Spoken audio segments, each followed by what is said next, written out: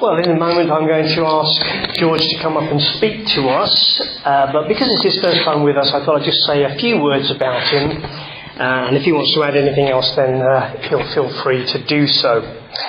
George and his wife Maria originally came from Bulgaria, but you'll be amazed how good their English is when you hear him speak. He's linked with CVM, I've already mentioned that, and various projects that he's set up himself. And he's written several books, including some that you can download from Amazon.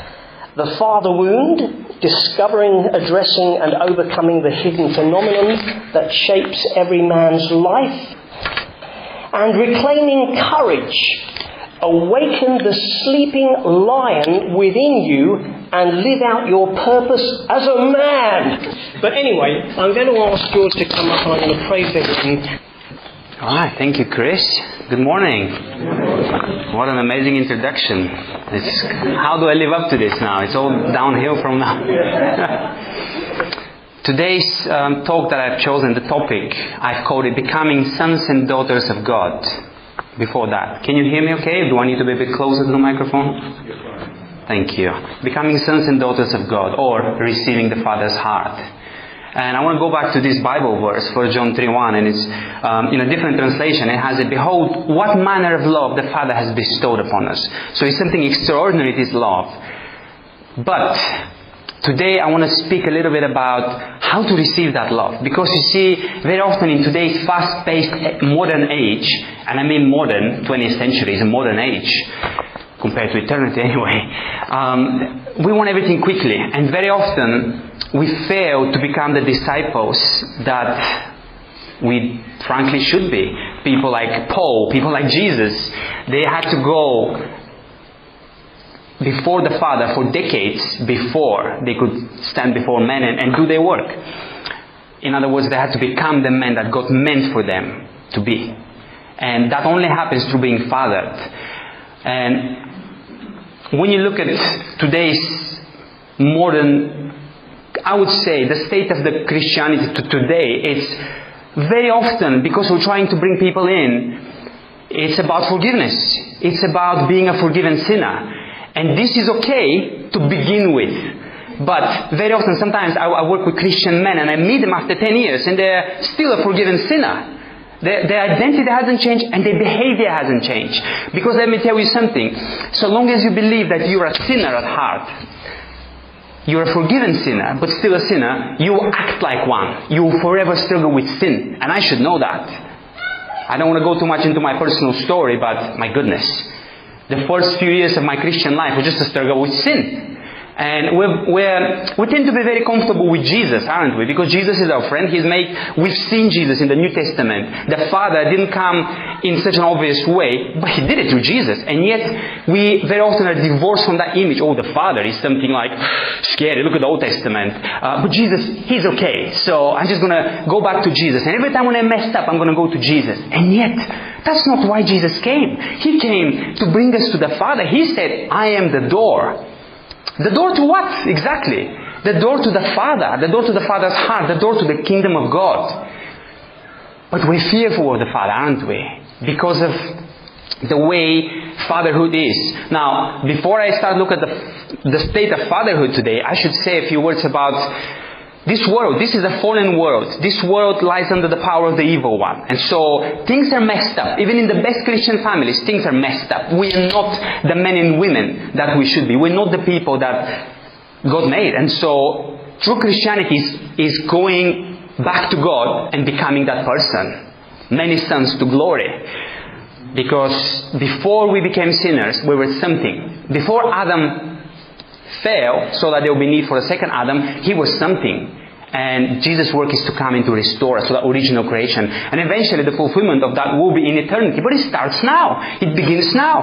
I believe that God is in the business of restoring people's hearts to the original design, the way He made them. And so, when you look around us and inside us, things are not like that at all. We're confused. We struggle with so many things. Even the best intentions of a human being are at best mixed. Because of the fallen state of the world. Because of the fallen state of our humanity. And so because of that, fatherhood is not the way it should be. But how should it be? Well, so when I talk about fatherhood, I want you to just imagine that I speak both human fatherhood, because it all comes from God, and God's fatherhood. So it's both. How is fatherhood then to be enacted in this world of ours? Well, the word paternal, is displaying the pattern of our life set by that paternal strong force. Now, the word paternal comes from pattern, and the father is meant to set a pattern for the son or daughter to follow in. So that kind of love is different than the mother's love. And that's why when you look at all the cultures, including Western cultures before, when things were tougher, and I do apologize if I talk about men a little bit more, but because that's my emphasis. However, this is not a one-sided, this is not for men, this is for both. But when you look at all the cultures, at some point, boys had to become men through some form of action. They had to follow a pattern of their fathers, of their forefathers. Right or wrong, godly or ungodly, there was a pattern. Very often mixed, because humanity is mixed, we're fallen. But that required a cut, didn't it? Cut from the mother, cut from the maternal. Now what is the maternal? Matter. The word matter and maternal are connected. So the maternal, the mother's love, is the love that is easily seen, is tangible, is food, is drink, is nourishment, is company. We all love to be nurtured. So that's the mother's love, and comfort is mother's love. But it's different. We need both. God is both mother and a father. But He has chosen to present Himself in an overly paternal figure for a good reason. And do you know why? Because we already know how to relate to mommy. We know how to relate to the desire for food and comfort. We know that. It's innate. Even the worst mother knows how to look after their children, with some exceptions of course, but most people don't seem to struggle with their mother's love. If anything, it's too much of it. Not because of his mom's fault. It's because there was a lack of a pattern. And so, when there is lack of a pattern, and we stay flat with mother's love, then we can't rise up. We can't really follow God in the way that we are. So if we stay being forgiven sinners, we just stay in that flat place where, okay, well, from this place I can only just keep going back to Jesus, because He just gives me the comfort, the assurance that I'm accepted, I'm loved, and that's as good as it gets. But it's not, and it shouldn't be. God is a Father. God wants us to rise up and follow Him into the unknown, into the challenging, hard reality that we are required to go through in order to become who we are.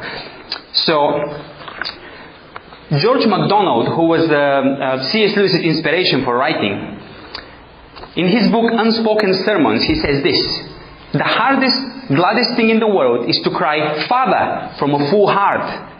The refusal to look up to God as our Father is the one central wrong in the whole human affair. The inability to do that is the one central misery. And this is for the reasons that I've just outlined. Because Father's love is supernatural, we are not very good at receiving it. Because Father's love is critical, we're not very good at wanting it, even. Jesus offers us the gentle acceptance. Say, come my son, come and follow me. Come and follow me to the place where I want to take you. But very often we don't tend to follow Him. We just tend to just go to Him for forgiveness. Just make sure that the bad guy up in the sky is not upset with me. I'm okay with that. That's enough for me. But this is the orphan spirit, isn't it? God has not called us to be orphans. He has called us to become sons and daughters of God. And this same writer, George MacDonald, said, now that we are the children of God, let us become sons and daughters of God. In other words, there is a process. Now that we are accepted, let us become. Let us receive the Father's heart for who we really are, for us. But because things are the way they are in the world, we struggle with that. And the Father is not far away. It's hard to receive His love. But let's look at Jesus. How did He do it? How did He demonstrate that? And when we look at Him, first of all, we will see that most of His life Jesus was hidden. He was receiving his Father's love in a hidden place. For 30 years, he didn't do any miracles. He didn't have a ministry. Only 3 years. But that came out of his identity. Jesus was strong on the inside. He did not compromise one bit with who he was, with who his Father had made him to be. And he did come as a man. So when we look at that, we say, wow, is it possible? Yes, it is. It's more than possible. Because Jesus said, whatever I do, you can do even greater things. So however Jesus is with his daddy, we can be. However much Jesus has received from his Father, we can receive. But that's the key. It's about receiving. It's not about something that we do. And here's a story that's a good example of how Jesus was with his Father. So the key here is that when Jesus was baptized, that was before he did anything to deserve it. And suddenly, Matthew 3:17 says, and suddenly a voice came from heaven saying, this is my beloved Son, in whom I am well pleased. God was well pleased with Jesus already. He didn't have to do anything to deserve it. He had not performed any miracles. He had not cast out any demon. And yet, the Father said, I'm well pleased with you. Is it because something I have done? No. In our case, probably despite what we've done. But it's our identity. And we need to receive it. This is one thing that the prince of this world has most fiercely been opposing in people, the identity and sons and daughters. If there's anything that the enemy hates after a person becoming a Christian, second, is that discipleship, that receiving the Spirit of the Father. And why did God choose to affirm Jesus in that way in his baptism, during his baptism? Because he knew what was coming. Because he knew tough times would be coming for his boy. And his boy had to be strong. Now, if we had not been made strong in faith this way, we'll go on struggling with the same things that we've been struggling even before. At least in my case, I had many addictions, I had many emotional issues, and when I became a Christian, they sort of eased off just for a bit, and then they started coming back, as if they're coming back on the outside, but they were not coming back on the outside, they were in me. And it was a process, over a decade, of just receiving the Father's love. So, excuse me, if you struggle on being strong on the inside, if you keep struggling with the same thing and keep having to go back to Jesus just to be forgiven, think about it. Jesus was loved before he went and he endured the tests and the trials. And so if we haven't received that, maybe that's why we struggle. Maybe there is not enough Father love in our heart. John Eldridge, in his book Wild at Heart, which is a book for men, says that this affirmation took place before the trial Jesus was about to endure in the wilderness, before the brutal attack on his identity. See, God first needs to love us in order for us to know who we are. So if we feel guilty about, I'm not acting out as a son of God, I'm not acting out as a daughter of God, maybe you need to receive more from that love so that you know who you are, so that these things will fall away and then you naturally start acting out as who you know deep down you are. Because let me tell you, there are two types of knowing. One is the knowledge about and one is knowledge of. And very often in the New Testament when we talk about knowledge of God, is the same word that is used when in the Old Testament is used in marriage, love, intimacy. No, Adam knew his wife. How does an unfallen man, unfallen husband knows his unfallen wife? Perfectly. Perfectly. And that's very often, this is the word that is used in the New Testament about how we can know God and how we should let Him know us. This is not about our theology. Our theology may be perfect, and yet it just stays as a theory. It just stays as something that emotionally we don't act out. There is a reason for that. And the key is receiving the Father's love. And one big barrier against that can be the way we feel about ourselves. If we didn't grow up with a Father who affirmed us, and let me tell you, no Father is perfect. That's going to be a problem. Because when we are affirmed unconditionally, then we go on feeling like we belong. No matter what I do, Daddy loves me. Yeah, there will be punishment, there will be consequences. But deep down your identity is not shaken. My children's identity, hopefully, is not too shaken about who they are. It's just about consequences. It's just about the day-to-day relationship. But deep down, they know that I love them. They know that they can come to me with anything. And that's the difference. between many people in Jesus' time and Jesus. Because he had that, and people didn't like that. He was way too free, he was way too human. Because those people, they like to be spiritual. They like to suppress their brokenness and pretend that doesn't exist, and then point fingers at Jesus because he was human, and yet his humanity was fully integrated, fully present, fully perfect, shall we say. So, if our hearts have not been affirmed in this way, and having said that no father is perfect, then we might struggle with our identity. And very often in today's most popular theology, you have one thing that stands out, that your heart is evil, you're evil as a person, and you only rely on the mercy of God. But then when you look at the gospel and how it all started, it did not start with evil. God did not make Adam and Eve evil. He made them in His image, and then they fell because evil was already in the world. There was a cosmic battle going on, and Jesus came to undo the effects of the curse, so that we can start getting ready for the new age when Jesus will come back to this earth. No, we're not going to be singing forever in heaven. We'll be here. Unfallen bodies. Unfallen, fully alive. More alive than ever. And this is where we struggle. Because if you believe that you're evil, that nothing can be done about your evilness apart from just being forgiven, then this is a barrier between you and the Father's heart. Between me and my Father's heart. So, I have typed something up about the human condition, just to encourage us a little bit about what being a fallen human is about and how we shouldn't allow this to stop us.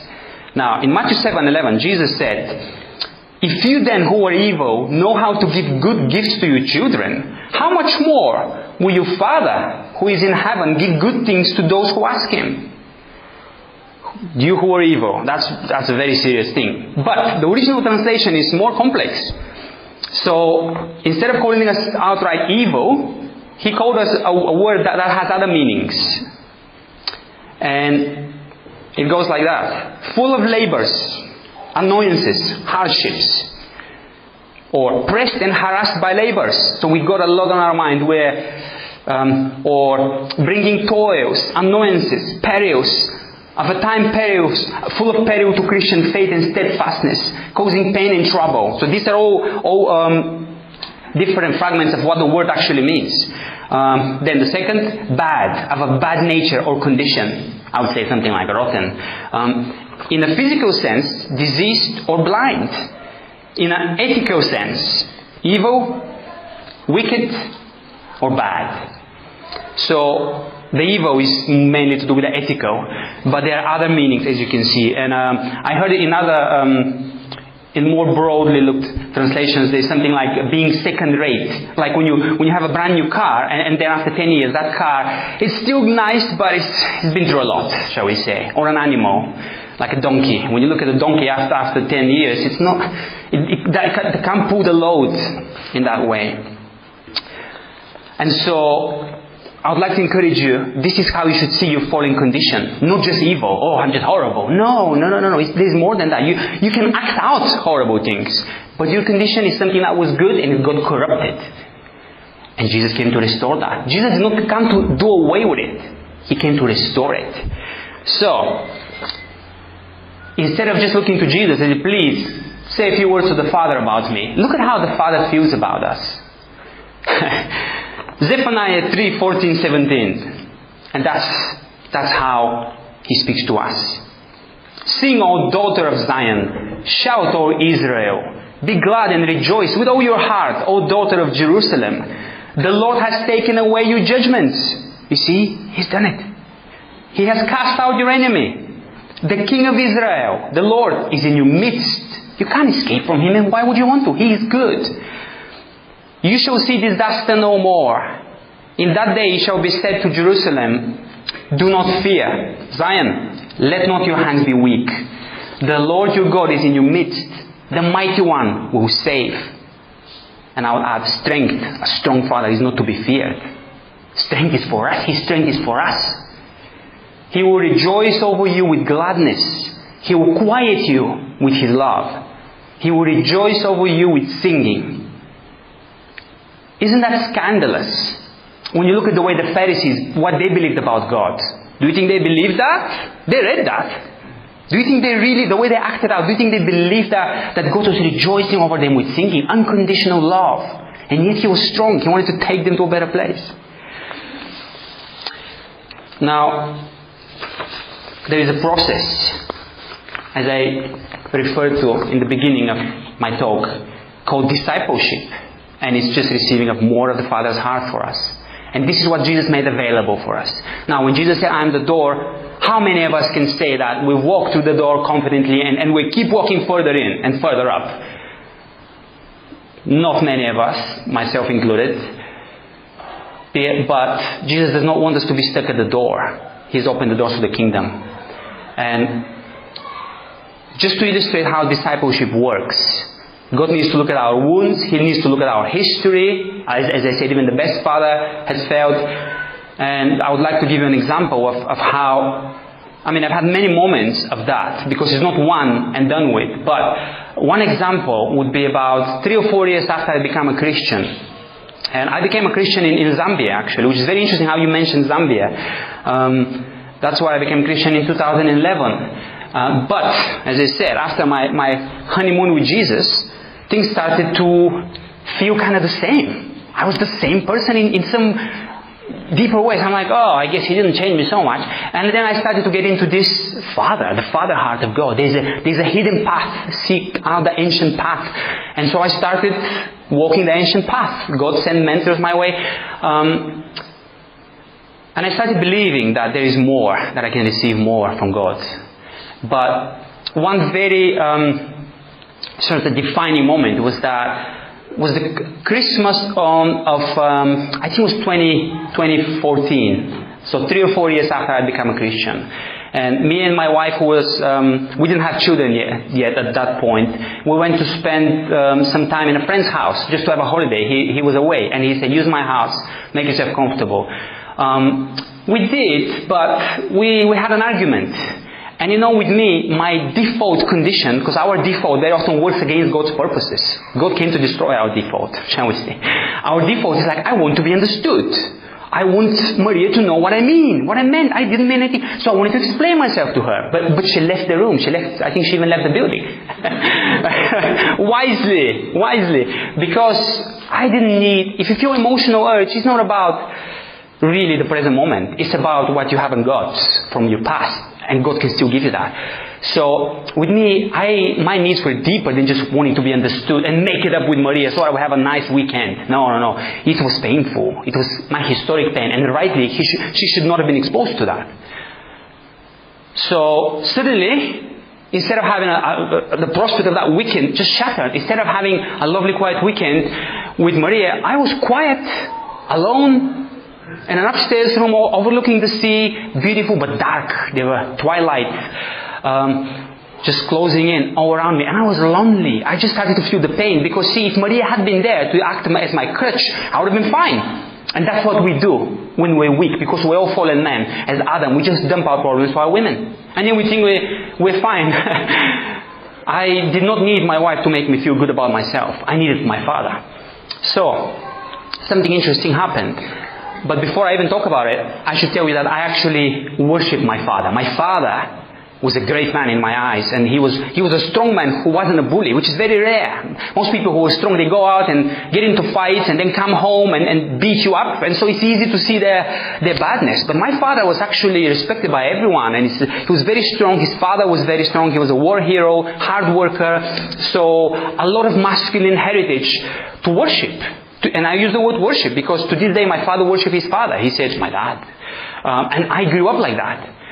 But I didn't have an intimate connection to him. See? He was like a rock to me, but a rock cannot give you... You can stand on a rock, not to drown, but a rock does not give you love and warmth. A rock can just about save you from drowning. But a rock can also fall on you and crush you. So I didn't know that my spirit was actually crushed. And so... I had always trying to please my father. I always wanted to be like my father, to be strong like my father. And in that moment, with all that baggage, which I still had, I found myself alone in this empty house, empty room, just full of, suddenly, our little argument just made me feel pain, a lot of pain. And I remember just the tears came, and I said, why, where are you, God? And all that, why out of nothing I can create something? And I knew, by this point, I already knew that it was kind of my fault. My emotional baggage had brought this. Sometimes we attract things because of the way our emotions are poised, because of our past. And when that change, everything else can wash off over like a water of duck's back, as they say. But in my case, somehow I created that argument, and now I wanted to justify myself, to feel good about myself. And when I was crying out to God in the darkness, why? Suddenly I got in touch with something in me that said, Father, why didn't you love me? Father. But I meant my earthly father. I mean, to give you some background, before that I had prayed very often, God, put me in touch with my father wound. That's why I wrote that little book, The Father Wound. Put me in touch with because my mentors, my Christian mentors said, George, you need to deal with your father wound. We all have it. And at this point I was like, no, I don't. My father was present. Most people in that group, my first group, they were not like that. Their fathers had done bad things or they were absent, but my father was there. He was a rock. And suddenly now they want me to turn against my father? No way. But I did pray that prayer because I felt God was saying, there are things that I would like to deal with. And so I had prayed before, okay, put me in touch with what's unfelt in me. And this is what happened. I saw in the eyes of my mind, I saw the face of my father in the center of my vision in that darkness. And I just felt the longing for a father. I felt a physical longing. I felt like I wanted his face to come near my face. I wanted my cheek to touch his cheek. I wanted a hug from that big, strong man. And in reality, he wasn't even that big. But in my mind at this age, he was huge. At that stage, I just saw him as the center of everything. And if that's not idolatry, I don't know what is. But God was revealing why I was not able to receive the fatherhood of God. Because you can't receive from someone if you're already carrying things. You need to drop what you're carrying in order to receive, including forgiveness. And so I said, God, what do you want me to do? And God said, this is idolatry. Renounce it. I think some Bible verse, I'm forgetting which one, came to me. And I just, in this moment, I felt enraged at God. I said, no way, God. Maybe 3 years ago you saved me. Maybe Jesus came. Maybe all of that is true. I know it's true. But do not ask me to turn away against what I'm feeling. And isn't that the mantra that this world today is chanting? Do not ask me to turn away against what I'm feeling. Because if I feel father longing, I should have the right to go and take it this way. I should stay with it. I should act it out. And God said, but that's the difference. You want to be a disciple? Do it by faith. And the Bible verse that came to me was, the just shall live by faith. Despite of what I was feeling, I was seeing the longing for this man. And I knew at this moment, because of my feelings, that's all I needed. And God said, the just shall live by faith, my boy. You know the truth. It's in the Bible. It's not in your feelings, it's in the Bible. Now, if you want to follow your feelings, that's what you're going to get stuck with. You're going to have all your life this unmet longing. How are you going to live for decades? How are you going to function? How are you going to be a husband to your wife? Father to your children? Or you can come back to my words that is not changing according to your feelings and try and follow it and see what happens. Choose it. So when I said, okay. When he said the just shall live by faith, I said, okay, I choose to remove my father. Forgive me for worshipping my father. I choose to remove him. And I choose to want you. I never met you. Yes, I met Jesus, but it was different. I didn't know what father looked like. I didn't see how Jesus can... Because I already had Jesus, you see. That's the conundrum. I've had Jesus, so how come I need more? And who do I need? I've never met the Father. And yet he said, you do it by faith. Remove the greater figure who you're trying to follow from your life and trust that I will fill that vacuum. But unless you do that, I'm not going to come and violate you. See, when people say, why does God allow evil? Because He loves us. Simple as that. He loves and respects us. He allows things because we allow it. But if you follow God, it will be different. He won't allow so much evil. So it's nothing to do with God. It's to do with what we allow, what we welcome in our spirits and souls, and then act out. And so, I did it by faith, and I said, I renounced that idol. It's an idol. And I cried out. I did it in pain. It has to be painful. And then I was just... Suddenly something happened. That space was cleared in my soul. I just felt lighter. And I saw in my vision my father shrink. And suddenly his cheek, his neck were not bulging. They were not big. And suddenly he became the older guy who I knew as my dad. And he went to my right hand side. The center had emptied, and yet he shrunk, and I looked at him and I started to cry for him this time, not out of my childhood unmet longing. I said, Dad, I'm so sorry. What do I want from you? You're just a man. Forgive me for putting you on a pedestal, trying to please you, trying to deserve your love. You're just a man. I want everything that you can give me, but no, you're not a God. You're not a God. But see, that was a family curse. My father to this day calls his father a God. He says it. He actually says the word, oh, my father was a God. And I had followed up in their footsteps. And this is what happened. I closed my eyes and I lie down on the bed, and I just was enjoying that release.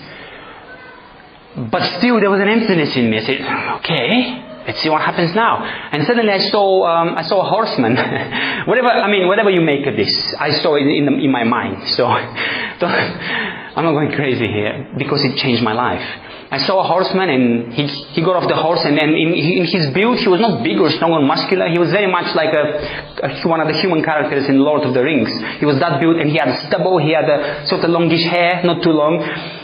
And when he took off his helmet, he was clad in leather, and he had a sword. When he took off his helmet and he looked into my eyes, I knew this was my daddy. That was not Jesus. He was more rugged, a little bit more. He had a scar on his cheek. I knew this was my daddy. His eyes were just beautiful. He was full of love. And so he came and hugged me. And I felt, isn't it interesting, because I was longing for my father's cheek on my cheek this time. And my father is clean shaven. He never had a beard or a stubble.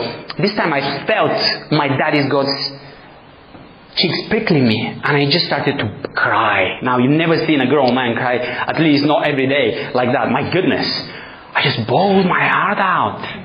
Now, this was my second birth after being born again. Third, I guess. So I cried so much when I met Jesus, but this one was different. I was emptying myself from all the father longing, and I put it where it belonged, into the heart of my daddy. And I don't remember how long we just stayed like that, and I just felt his presence in me, over me, everywhere. But I remember that when he let go, I just said to him, Daddy, do you know how long I've been waiting for this? And he had tears in his eyes. And he said, Son, do you know how long I have been waiting for this? Because he was waiting for me, you see.